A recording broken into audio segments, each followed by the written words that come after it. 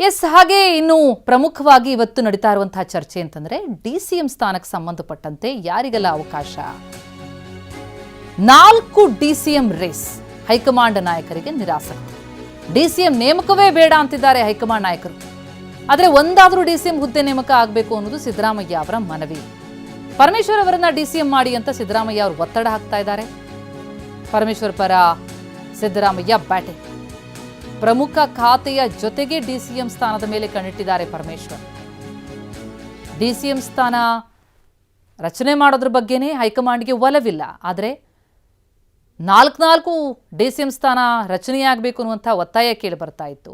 ಒಂದಕ್ಕೂ ಕೂಡ ಹೈಕಮಾಂಡ್ ಒಲವು ತೋರ್ತಾ ಇಲ್ಲ. ಆದರೆ ಒಂದಾದರೂ ಡಿಸಿಎಂ ಸ್ಥಾನ ಇರಬೇಕು, ಪರಮೇಶ್ವರ್ ಅವರನ್ನ ಡಿಸಿಎಂ ಮಾಡಿ ಅಂತ ಒತ್ತಾಯಿಸಿದ್ದಾರೆ ಸಿದ್ದರಾಮಯ್ಯ. ಆದರೆ ಬರೀ ಡಿಸಿಎಂ ಸ್ಥಾನ ಅಷ್ಟೇ ಅಲ್ಲ, ಅದರ ಜೊತೆಗೆ ಪ್ರಮುಖ ಖಾತೆ ಬೇಕು ಅನ್ನೋದು ಪರಮೇಶ್ವರ್ ಅವರ ಆಶಯ.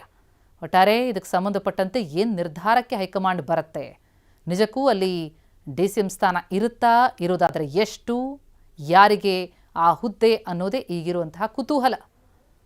ಆರಂಭದಿಂದಲೂ ಕೂಡ 3 ಡಿಸಿಎಂ 4 ಡಿಸಿಎಂ ಹೀಗೆ ದಿನಕ್ಕೊಂದು ಸುದ್ದಿಗಳು ಹರಿದಾಡ್ತಾ ಇತ್ತು.